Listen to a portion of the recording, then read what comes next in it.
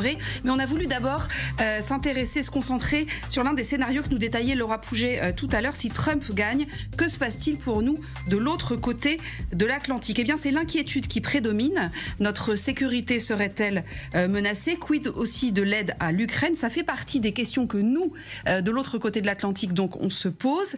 Mais est-ce que ça fait partie des questions que se posent les Américains et précisément les électeurs de Donald Trump, Magali Barthès? Non, il est certain que la sécurité des Européens, elle n'a pas du tout été au centre de cette campagne.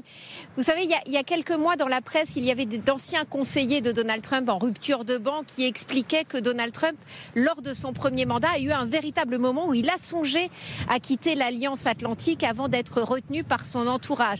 Alors, est-ce que dans un deuxième mandat que l'on dit plus radical et sans ce genre de garde-fou, Donald Trump pourrait être retenté de mettre cette menace à exécution? C'est une question que l'on se pose, nous, en Europe, mais c'est vrai que les Trumpistes ne se la posent pas du tout. Il y a une vision très transactionnelle chez Donald Trump des relations internationales. Il dit aux Européens, vous payez pour votre défense, on vous protège, et si vous ne payez pas, alors là, tout est ouvert. Il avait même fait une déclaration en février dernier en expliquant que dans ce cas-là, il pourrait même encourager la Russie à attaquer. Déclaration qui avait fait bondir littéralement les démocrates. Il est certain qu'avec Kamala Harris, on serait dans une vision bien plus traditionnelle de la politique, de la diplomatie américaine, que sur l'Ukraine notamment, elle a dit qu'elle poursuivrait son soutien, mais là aussi, elle a donné finalement très peu de détails dans cette campagne. On ne sait pas véritablement jusqu'où elle serait prête à aller, surtout qu'il y a quand même cette musique qui monte aux États-Unis, côté républicain comme côté démocrate, qu'il faudra bien aller à des négociations. Finalement, la sécurité européenne, elle est très peu présente dans cette campagne parce que la vraie menace du côté des démocrates comme du côté des républicains, c'est bien la Chine, et c'est sur cette menace chinoise que les deux camps voudraient pouvoir se focaliser dans les années à venir. Merci beaucoup Magali, avec Julie Janus pour les images depuis Mar-a-Lago. Ça veut dire quand même, Michel Goya, que ça n'est en aucun cas un marqueur fort de cette élection. D'ailleurs, même Kamala Harris en parle quasi pas. Il y a quand même peut-être un électorat dont on avait beaucoup parlé cet été, c'est la situation au Proche-Orient qui peut mobiliser un certain électorat quand même. Soutien ou non à Israël, aux Palestiniens, etc., etc. Oui, bien sûr. Alors, traditionnellement, la politique étrangère, c'est pas le cœur du sujet dans les élections américaines. Et en plus, quand on parle de politique étrangère, pour les États-Unis, ça signifie différents fronts en même temps à gérer. Et donc, il faut faire des choix globalement. Et donc, dans ces différents fronts, oui, l'Europe, c'est plus la priorité très clairement des Américains. Mais c'est pas nouveau. Il y a une tendance au retrait qui est quand même très amorcée quand même depuis très longtemps, qu'on n'a pas forcément voulu voir du côté européen, en disant que bon, allez, ça allait pas. Les Américains seraient toujours là, et de toute façon, même si c'était pas forcément très grave, s'ils se retiraient petit à petit. Or, maintenant, on s'aperçoit que non, c'est pas. Ça peut être très grave, et ce retrait peut s'accélérer avec Donald Trump. Donald Trump est très instable, très incertain, mais il a quand même quelques lignes directrices, quelques principes, d'autant plus qu'on l'a déjà vu à l'œuvre. Et oui, et notamment ce que disait Magali sur l'OTAN. Bien sûr, c'est très bien qu'il déteste cette organisation, il ne la connaît pas, il faut être clair, comme plein de sujets d'ailleurs, surtout l'international. Il ne la connaît pas, il n'aime pas ça, parce que ça implique les Américains à l'étranger, ça implique aussi beaucoup de dépenses américaines à l'étranger, il résonne quand même toujours en tir-orchestre. Et donc, oui, il y a un vrai risque d'abandon, mais qui serait peut-être une bonne chose pour les Européens. Alors ça, c'est évidemment un autre débat, mais Malcolm Biga, on dit souvent, on a eu tendance tous à caricaturer un peu sur, il ne sait même pas où se trouve la Grande-Bretagne, l'Italie, la France, etc. Il a quand même une idée assez précise de ce qu'il souhaite faire. Donald Trump, il a parlé, alors il y a eu beaucoup d'enquêtes dernièrement sur ses relations avec la Russie, par exemple. Il a quand même, alors qu'il n'ait pas mis l'accent dessus durant sa campagne, on comprend pourquoi, mais il a quand même un programme de politique étrangère, cet homme-là. Oui, tout à fait. Il y a un programme de politique étrangère, et je pense que les alliés et leaders politiques autour du monde savent que Donald Trump pourrait être président. Donc quand Zelensky se rend aux États-Unis et rencontre à la fois Joe Biden et Kamala Harris, il a également une réunion avec Donald Trump, car il pourrait être l'homme avec lequel il devra converser en janvier prochain. Et oui, c'est ça. Donc on peut voir qu'évidemment, il y a un programme de politique étrangère, et même pour la France, au-delà de l'OTAN, on peut se demander si Donald Trump ne va pas repousser encore les Américains à se retirer de l'UNESCO. Ils étaient revenus grâce à Biden. Ils pourront encore se retirer. Et de même pour l'accord de Paris.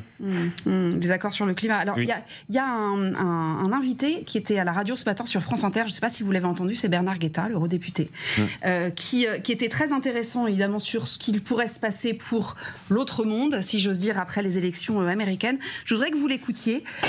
Alors, il parlait de l'éventualité soit d'un pays paralysé par le recomptage, soit d'un pays paralysé par une victoire de Donald Trump ou une victoire pas franche. Écoutez ce qu'il en pensait, ce qu'il en disait, vous me dites les uns et les autres ce que vous en pensez ensuite. Les conséquences internationales sont épouvantables. Parce que vous seriez Xi Jinping, vous seriez Poutine, vous verriez l'Amérique totalement paralysée, au bord de la guerre civile, pendant 2 mois. Vous ne seriez pas tenté d'en profiter en poussant vos pions. Je ne dis pas forcément de lancer les chars sur Paris ou sur Berlin. Non, mais d'avancer vos pions avec subtilité. Oui, bien sûr que oui. Parce qu'il y a ça aussi, Anne Kratz, le premier danger, avant de se dire si Trump était élu ou si Kamala Harris était élue, si c'est tellement serré que il va y avoir un statu quo pendant un certain temps, parce qu'il va falloir recompter, il y aura des contestations, etc. Bien sûr. Pourquoi la Chine, par exemple, ou la Russie, par exemple, n'en profiterait pas ? Oui, la Chine, je ne suis pas sûr qu'elle soit prête à faire quoi que ce soit pour le moment. On parle beaucoup du fait qu'elle pourrait envahir Taïwan maintenant. Moi, je n'y crois pas beaucoup. Mais en revanche, ce qui pourrait se passer, c'est quelque chose entre les Israéliens et les Iraniens. Ça, c'est peut-être quelque chose qui a plus de chances statistiquement de se passer pendant cet intérim. Mais pour ce qui concerne la politique étrangère de Trump, bien sûr, il a menacé de faire toutes sortes de choses. Et il a effectivement, il est sorti du JCPOA, il est sorti de l'accord de Paris, etc. Mais pour se retirer de l'OTAN, vous savez, c'est quand même une vache à lait pour les Américains. Et s'il veut se retirer de l'OTAN, d'une part, il y a le Congrès quand même qui pourrait lui mettre des bâtons dans les roues, même si le Congrès est entièrement républicain, parce que il y a tellement d'intérêts financiers en fait. Et puis il y a les militaires, il y a le Pentagone qui eux ne verraient pas du tout d'un bon œil que les États-Unis se retirent de l'OTAN. Alors donc je pense qu'il ne faut pas non plus... Puis la vente d'armes, c'est un gros business, la défense, toutes ces armes envoyées à l'Ukraine, etc., c'est aussi potentiellement pour l'avenir donc c'est marché. C'est pas si simple que cela. Et pour le reste de la politique étrangère de Trump, évidemment, ce qui concerne effectivement les Américains, c'est bien la Chine, mais il y a aussi maintenant un certain nombre de gens aux États-Unis, notamment dans la business community, qui sont un petit peu ennuyé parce qu'il a promis d'instaurer des tarifs punitifs. Et ça va faire du mal aux consommateurs américains, et donc ça fait du mal à certains producteurs américains aussi. Donc rien n'est simple dans ces... Et Kamala Harris là-dedans, parce qu'au début elle a parlé pas mal de politique étrangère, et puis finalement elle a fini par en parler un peu moins. Ça lui coûtait des voix, en fait, ça lui coûtait de la popularité. Alors moi je ne l'ai pas entendu parler de politique étrangère, et il y a une raison assez simple, c'est qu'il y a un président actuellement qui s'appelle Joe Biden, et qu'elle n'a pas voulu le gêner en déployant elle-même son programme de politique étrangère. J'ai 3 remarques sur ce qui vient d'être dit. La première, c'est que j'ai pas entendu non plus le programme de Donald Trump en politique étrangère. En 2016, je vous rappelle qu'il a fait une première déclaration en mars 2016, puis il a fait en juin 2016, et il a terminé en septembre, et l'ensemble était le programme qu'il a effectivement mis en place, qui parlait de faire payer plus les alliés. Mais pardonnez-moi, il n'y avait pas de guerre en Ukraine, il n'y avait pas eu de 7 octobre, non, mais moi, le monde n'était pas dans le même état quand même. Présidentiel. Il s'agit de rappeler quand même qu'il est candidat présidentiel. Cette fois-ci, pas un mot. Il n'y a pas un mot en politique étrangère de la part de Donald Trump. C'est toujours du transactionnel et revenir aux États-Unis, mais il n'a pas fait de déclaration en tant que telle en politique étrangère. Premier point. Ensuite, sur la déclaration de Bernard Guetta, j'aime beaucoup Bernard Guetta, mais quand il a peur qu'il y ait le chaos aux États-Unis, on va quand même lui dire qu'il s'est passé des trucs depuis 2020, notamment pour le 20 janvier, le Congrès a changé la loi et la certification ne se fait plus de la même façon, mais les cours de justice ont également changé les règles, par exemple, pour le recomptage. Tout doit être terminé avant la fin de ce mois, pas dans 2 mois, à la fin de ce mois. Et les cours de justice ont expliqué que les recours continueraient, mais que le collège électoral, lui, irait se réunir normalement.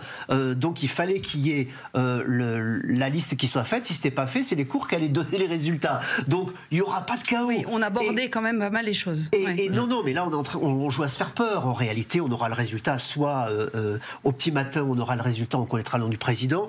Si c'est les recomptages qui commencent à gêner, notamment par correspondance, notamment en Pennsylvanie, qui est très serré et qui devrait être très serré comme le Michigan, on attendra peut-être le soir 7h, voire jusqu'au samedi pour finir le recomptage. Mais le samedi, on aura le nom du président. Hein. Ah oui. Donc on s'affole pas plus que ça. Okay. Et j'ai perdu mon 3e point. C'est pas grave, ça va revenir. Je voudrais qu'on fasse un petit focus sur l'Ukraine quand même, parce qu'il y a quand même les Ukrainiens. On va aller voir Marianne Kotonov qui est à Kiev et qui va nous dire comment les Ukrainiens appréhendent cette élection. Est-ce qu'elle ferait l'Ukraine les frais de cette élection? C'est le Premier ministre hongrois Viktor Orban qui a prévenu, sans les Américains, pas de soutien. Écoutez. Disons-le très simplement, l'Europe ne peut pas porter seule le fardeau de cette guerre, la guerre dans laquelle elle s'est engagée de manière irresponsable ou dans laquelle les dirigeants des institutions européennes l'ont entraînée. Si les Américains veulent la paix, nous devons aussi nous adapter, et c'est de cela que nous discuterons à Budapest. Alors, Marianne Kotonov, bonjour à vous. Justement, vous êtes en Ukraine, à Kiev, très, très précisément. Il y a une vraie inquiétude autour de cette élection américaine en Ukraine? Écoutez, la question, en fait, elle est plus complexe qu'elle n'y paraît, hein, parce que c'est vrai qu'en fait, l'Ukrainien de la rue, eh bien, il se désintéresse un peu de ce qui se passe aux États-Unis en ce moment. En fait, l'opinion est assez plate, dirons-nous. Hein. Il n'y a pas d'avis vraiment tranché, et il faut faire aussi la différence entre l'Ukrainien, eh bien, des villes, hein, donc comme ici à Kiev, et puis les soldats qui sont dans les tranchées du Donbass. Et là aussi, il y a comme une espèce d'indifférence. Vous savez, les Ukrainiens, depuis maintenant près de 3 ans, hein, ça va faire 1000 jours de guerre le 18 novembre. Eh bien, ils ont cette résilience qui fait que, bon, de toute façon, eux, ils doivent combattre et ils ont d'autres choses à faire en ce moment parce que les Russes avancent inexorablement, notamment dans le Donbass, hein, que de penser à l'élection américaine. Mais néanmoins, hein, il y a quand même cette inquiétude de certains. Et puis, il faut faire la différence aussi avec ceux qui veulent voir le verre à moitié plein et qui se disent, OK, mais si Trump est élu, il faut quand même bien savoir qu'il y a de gros donateurs de Trump qui sont des marchands d'armes, qui sont des fabricants d'armes. Et là, évidemment, pour eux, ce serait une manne qui s'appauvrirait automatiquement si Trump coupait tous les crédits à l'Ukraine. Donc ils se disent en fait, on veut y croire, ça va continuer, l'aide va continuer. Et puis il y a aussi ceux qui disent, attention, hein, du côté démocrate, ça n'a pas toujours été non plus le nirvana, parce que rappelez-vous, en 2014, quand la Crimée a été annexée par la Russie, eh bien qui était au pouvoir? Barack Obama. Donc en fait, ici en Ukraine, l'opinion est assez partagée. Et puis du côté gouvernemental, hein, alors là, c'est un peu le silence radio. On sait que Volodymyr Zelensky s'est entretenu avec Donald Trump et on sent bien ici la volonté de ménager la chèvre et le chou et de ne pas s'engager davantage, de ne faire aucun pronostic et de se tenir un peu éloigné de cette élection américaine, en tout cas jusqu'ici. Évidemment, ne pas insulter l'avenir, c'est fondamental pour les Ukrainiens. Merci à vous, Marianne, et à Vincent Wartner qui est avec vous à Kiev. Un mot de ce que disait Marianne. Michel Goya, on en avait parlé déjà il y a quelques mois au moment où commençait cette campagne. L'industrie militaire aux États-Unis, elle est fondamentale pour l'économie. Et c'est vrai que certains de nos invités disaient, mais attendez, Donald Trump, il ne va pas arrêter le soutien, il a besoin de faire tourner l'industrie militaire aux États-Unis, justement. Oui, bien sûr, mais le problème est que le monde est tel actuellement que l'industrie militaire... Elle tournera quoi qu'il arrive. Elle tournera quoi qu'il arrive. Hein. Ouais. Soit à destination... Elle n'arrive même pas à couvrir les besoins américains, en fait, qui ont plusieurs fronts à couvrir. Le front extrême oriental, voilà, pour eux, c'est certainement plus important même que l'Ukraine. Ça veut dire que très objectivement, le risque est grand pour l'Ukraine ?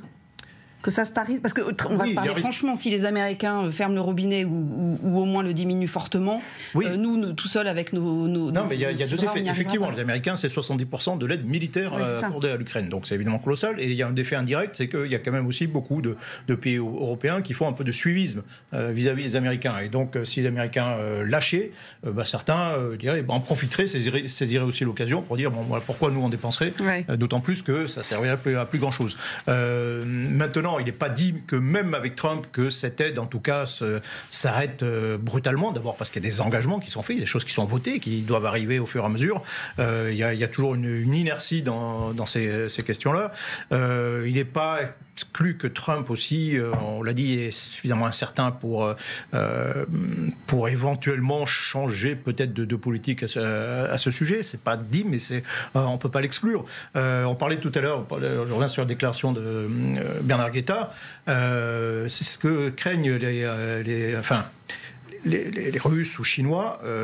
En fait, ce qu'ils préfèrent avoir, c'est un président des États-Unis faible, mais qui soit clairement faible, ou qui paraisse faible, plutôt qu'un président incertain. Donald Trump, il est peut-être isolationniste, mais il a engagé le combat contre Assad.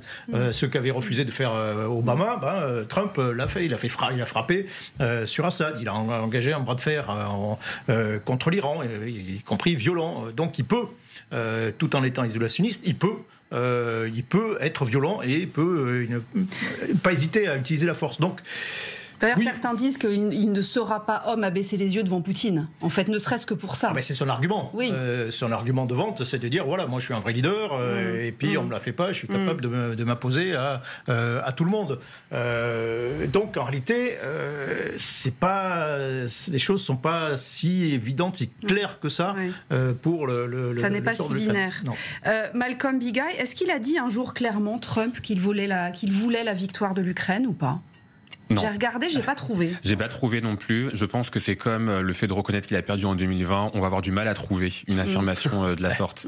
Donc, Trump, vu sa proximité avec Poutine, ne peut pas s'engager et dire qu'il souhaiterait la victoire de l'Ukraine. Par contre, il doit soutenir l'industrie militaire, comme ça a été dit, pour que ça profite à l'activité économique industrie américaine. Donc effectivement, on jouerait à se faire peur, Anne-Kratz, si on écoute tout ça, toutes ces... Oui, il y a des forces avec énormément de pouvoir qui poussent à la continuation de la guerre, notamment le fameux ISW, l'Institut Institute for the Study of War, qui a été vraiment à la tête du groupe qui a influencé beaucoup la politique ukrainienne.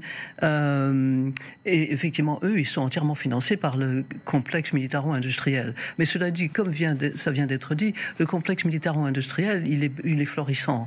Donc, on a tous entendu Trump dire qu'il pourrait arrêter la guerre en 24 heures. On sait maintenant qu'il était en contact avec le président Poutine encore plus souvent qu'on ne le pensait, y compris son camarade Elon Musk. Il faut bien voir que même les démocrates commencent à être un peu fatigués de cette guerre aussi, au niveau de ce que ça coûte aux contribuables américains. Et donc Kamala Harris, qui s'est engagée plus ou moins à soutenir la guerre en Ukraine, bien qu'elle n'en ait pas fait des déclarations tonitruantes, mais comme je vous dis, elle est allée quand même voir ses électeurs qui, eux, veulent que la guerre continue, et notamment en Pennsylvanie. Il est certain que les Américains vont continuer à soutenir un peu la guerre si les démocrates sont élus. Je ne sais pas ce que va faire Trump, je ne sais pas ce qu'il peut faire avec Poutine. On a vu qu'il était paradoxal, comme il l'est dans tous les domaines, puisqu'il a imposé des sanctions extrêmement dures contre la Russie. Donc ça doit pas. C'est aussi quelque chose qui montre qu'il est capable de se distancier vis-à-vis de ce qu'il appelle son ami Poutine, etc. Donc tout ça est très difficile à prédire, mais il y a une chose qui est certaine, à mon avis, c'est qu'il y a beaucoup de militaires américains qui commencent à dire, écoutez, on donne trop d'armes aux Ukrainiens, même si ce sont dans la plupart des cas des armes dont ils ne voulaient plus, comme les tanks Abrams, ou des armes qui sont déjà anciennes, et on va être démunis face aux Chinois. Et si je peux me permettre de vous recommander mon dernier article dans la revue Défense du général Chauvency sur le budget américain de la défense, on verra que le budget américain de la défense commence à s'inquiéter véritablement des gros trous, ce qu'ils appellent des gros trous, dans leur réserve d'armement. Et donc c'est là où les militaires vont avoir sans doute le dernier mot dans cette situation. Bien que, encore une fois, Trump étant tellement imprévisible, on ne sait pas à qui il va répondre, à quelle pression il va répondre. Ceci dit, ils peuvent avoir effectivement, ces militaires, Jean-Éric Brana, un vrai poids sur Kamala Harris, si c'était elle qui était élue présidente.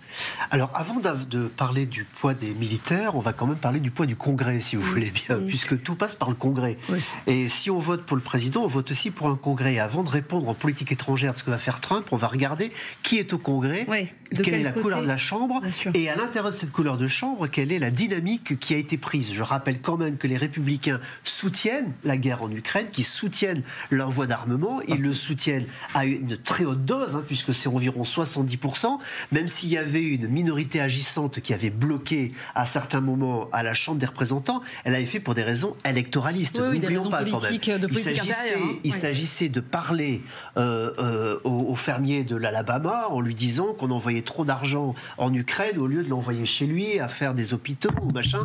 Ce n'était que pour préparer les élections. Une fois que les élections sont passées, croyez-moi, chacun reprend son circuit, sa petite mallette et se remet à faire ce qu'il fait, notamment d'aller voir les marchands d'armement qui financent leur campagne en leur disant, bien entendu, nous allons continuer à travailler votre petit business. Et j'ai retrouvé ce que je voulais vous dire tout à l'heure. On parlait éventuellement, c'était votre question directe, Bénédicte, s'il pouvait y avoir un problème avec la Chine ou la Russie qui envahirait par exemple Taïwan ou qui attaquerait des intérêts américains ou autres après le 5 novembre, je rappelle quand même que le président reste en place jusqu'au 20 janvier, c'est-à-dire que Biden est aux manettes et s'il se passait quelque chose, c'est toujours lui et c'est toujours avec le Congrès actuel et c'est toujours avec l'armée actuelle que Biden gouvernerait jusqu'au 20 janvier et le nouveau président qui, et c'est pour ça qu'il y a une transition, qui serait mis dans la boucle, ou la présidente, comme je le pense, qui serait mis dans la boucle d'ici le 20 janvier,